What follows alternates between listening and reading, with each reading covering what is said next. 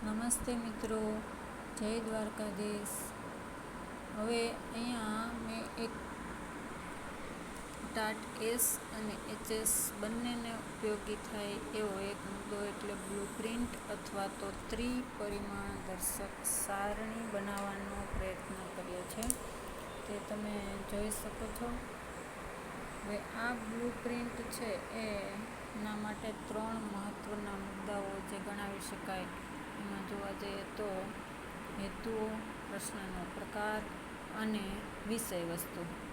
હવે આ 3 બાબતો ઉપર સમગ્ર બ્લુપ્રિન્ટ છે એ બનતી હોય છે.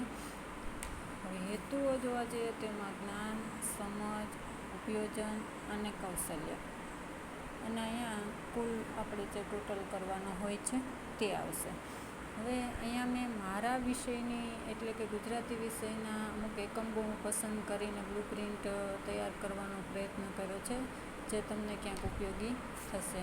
અહીંયા 3 પ્રકારના પ્રશ્નોનો સમાવેશ થાય છે: ઈ, એસ અને ઓ. એસે પ્રકારના, શોર્ટ પ્રશ્નો અને ઓબ્જેક્ટિવ પ્રશ્નો એટલે કે નિબંધ પ્રકારના ટૂંકા પ્રશ્નો અને હેતુલક્ષી પ્રશ્નો. હવે કયા પ્રશ્નને કેટલું મહત્ત્વ આપવું, કયા વિષય વસ્તુને અથવા તો કયા એકમને કેટલું મહત્ત્વ આપવું અને કયા હેતુ અને કેટલું મહત્ત્વ આપવું, આ 3નો આપણને 3 બાબતોને સમજાવતી બાબત એટલે બ્લુપ્રિન્ટ અથવા તો ત્રિપરિમાણ દર્શક સારણી. હવે અહીંયા મેં વિષય વસ્તુમાં એકમ 1માંથી દાખલા તરીકે એસે પ્રકારનો એક પ્રશ્ન અને જ્ઞાન આધારિત કાઢેલો છે 5 માર્કનો. ત્યાર પછી અહીંયા ટૂંક જવાબી પ્રશ્ન મેં એકમ 3માંથી 4 માર્કનો એક કાઢેલો છે. તો આ રીતે જ્ઞાન આધારિત કેટલા પ્રશ્નો કાઢેલા છે, સમજ આધારિત કેટલા કાઢેલા છે, કેટલા એસે પ્રકારના તમે મહત્ત્વ આપ્યું છે, કેટલા ઓબ્જેક્ટિવ પ્રશ્નો છે, એ તમામ બાબતોને આમાં દર્શાવવાની હોય છે. એને આપણે બ્લુપ્રિન્ટ સારણી કહીએ છીએ. વિગતવાર આપણે સમજીએ. હવે અહીંયા પાછો મેં સમજ આધારિત એક પ્રશ્ન એકમ 2માંથી લીધો છે, 5 માર્કનો છે, એક પ્રશ્ન છે. અહીંયા ખાસ ધ્યાનમાં રાખજો બાબત કે અહીંયા જે કૌંસની બહાર છે એ પ્રશ્નની સંખ્યા દર્શાવે છે અને કૌંસની અંદર રહેલી સંખ્યા છે તે પ્રશ્નના ગુણ દર્શાવે છે. ત્યાર પછી અહીંયા આપણે સમજ આધારિત ઓબ્જેક્ટિવ પ્રશ્નમાં આવી જઈએ તો એમાં મેં દરેક એકમની અંદરથી એક પ્રશ્ન કાઢેલો છે, એક ગુણનો.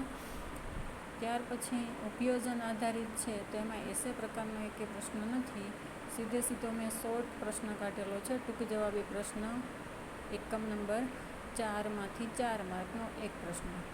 આવી રીતે આપણે બધા જ જ્ઞાન, સમજ અને ઉપયોજન સુધીના મેં કાઢેલા છે. અહીંયા કૌશલ્ય આધારિત કોઈ પ્રશ્ન નીકળે એમ ન હતો એટલે એ આપણે ખાલી રાખ્યું છે.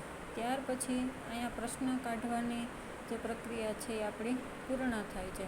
ત્યાર પછી હવે આપણે સમગ્ર બ્લુપ્રિન્ટ તમને દેખાય એ રીતે હું તમને બતાવું છું. આ રીતે તમારું બ્લુપ્રિન્ટનું માળખું બનશે, પરંતુ હવે એને આપણે આડો અને ઊભો ટોટલ કરવો પડે. હવે અહીંયા મેં એક પ્રશ્ન કાઢેલો છે. એસે પ્રકારના ટોટલ પ્રશ્નો કેટલા કાઢેલા છે એનો આપણે ઊભો ટોટલ કરશું પહેલાં. તો અહીંયા મેં એક પ્રશ્ન કાઢેલો છે, તો અહીંયા એક પ્રશ્નને 5 ગુણ કુલમાં લખવાના. અહીંયા ટૂંક જવાબી પ્રશ્ન તો અહીંયા એક પ્રશ્ન કાઢેલો છે અને 4 ગુણનો છે, તો અહીંયા એ રીતે લખવાનું. ત્યાર પછી અહીંયા 2 પ્રશ્ન 1 ગુણના કાઢેલા છે, તો અહીંયા 2 પ્રશ્ન અને 2 ગુણ ટોટલમાં લખવાનું. સમજ આધારિત કેટલા કાઢેલા છે એનો ટોટલ પણ અહીંયા તો એક પ્રશ્ન 5 ગુણનો. ત્યાર પછી અહીંયા આપણે શોર્ટ એકે કાઢેલા નથી. ત્યાર પછી ઓબ્જેક્ટિવ પ્રશ્ન જોવા જઈએ તો એ આપણે દરેક એકમમાંથી એક કાઢેલા છે અને 5 માર્ક્સ અને 5 ગુણ, 5 પ્રશ્નો અને 5 ગુણ થશે એના. ત્યાર પછી ઉપયોજનમાંથી આપણે એકમ નંબર 4માંથી 4 ગુણનો એક કાઢેલો છે, તો એને અહીંયા આપણે ટોટલમાં લખશું. હવે આ આપણો ટોટલ કમ્પ્લીટ થઈ જાય ત્યાર પછી આપણે આ આડો ટોટલ કરવાનો રહીએ. તો અહીંયા આપણે તમે જોઈ શકો છો અહીંયા એક 5 માર્કનો અને અહીંયા એક 1 માર્કનો. ત્યાર પછી દરેક એકમમાંથી કઈ રીતે કાઢેલા છે તમને દેખાશે. હવે એકમ નંબર 2 એમાંથી મેં 1 માર્કનો એક પ્રશ્ન 5 માર્કનો અને એક 1 માર્કનો કાઢેલો છે. ત્યાર પછી એકમ નંબર 3માંથી એક ટૂંક જવાબી અને એક 1 માર્કનો. ત્યાર પછી એકમ નંબર 4માંથી એક ટૂંક જવાબી અને એક 1 માર્કનો અથવા તો હેતુલક્ષી પ્રશ્ન. અને છેલ્લો એકમ છે 5મો, એમાંથી આપણે 3 પ્રશ્નો કાઢેલા છે 1 માર્કના. હવે આ ટોટલ આપણો ઊભો છે એ અહીંયા અને આ ટોટલ આડો છે એ બંને ટોટલ સરખાવવા જોઈએ. એ જ સારણીની મહત્ત્વની બાબત છે. હવે અહીંયા આપણે 1 અને 2 પ્રશ્ન કાઢેલા છે નિબંધ પ્રકારના અને એના 5 ગુણ છે. તો ટોટલ કેટલા થાય? 10 ગુણ. ત્યાર પછી આપણે અહીંયા ટૂંક જવાબી પ્રશ્નો 1 અને 2 કાઢેલા છે, એના 4 ગુણ છે. તો અહીંયા 2 પ્રશ્નો અને 8 માર્ક્સ થાય. ત્યાર પછી આપણે અહીંયા 1 2 3 4 અને 3 એટલે 7 પ્રશ્નો કાઢેલા છે ઓબ્જેક્ટિવ પ્રકારના. તો અહીંયા 7 પ્રશ્ન અને 7 ગુણ. હવે કુલ અહીંયા આપણે 11 પ્રશ્નો અને 25 માર્કનું આ પેપર થાય છે.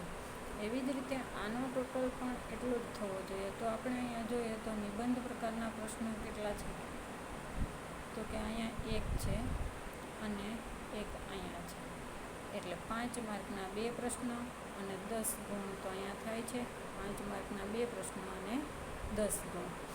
ત્યાર પછી અહીંયા આપણે જોઈએ તો ટૂંકા પ્રશ્નો 4 માર્ક્સના પ્રશ્નો કેટલા કાઢેલા છે, તો કે 1 અહીંયા કાઢેલો છે અને 1 અહીંયા આપણે કાઢેલો છે. એટલે 2 પ્રશ્ન 4 માર્કના અને 8 ગુણ. અહીંયા થયા છે 2 અને 8.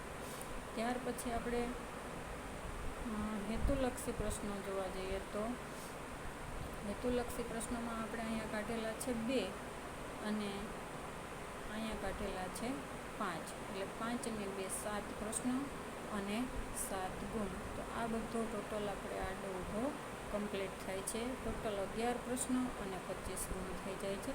હવે ખાસ બાબત એ ધ્યાનમાં રાખવાની કે ESO એટલે શું, તો એ તો તમને સામાન્ય બાબત છે, ખબર જ હશે કે એટલે નિબંધ પ્રકારના પ્રશ્નો, S એટલે ટૂંક જવાબી અને O એટલે હેતુલક્ષી પ્રશ્નો. હવે આ બાબત ખાસ યાદ રાખજો કે જે કૌંસની બહાર દર્શાવે છે એ પ્રશ્નની સંખ્યા દર્શાવે છે અને અંદર દર્શાવે છે પ્રશ્નના ગુણ દર્શાવે છે. આવી રીતે તમે પણ તમારા વિષયની ત્રિપરિમાણદર્શક સારણી બનાવી શકો છો.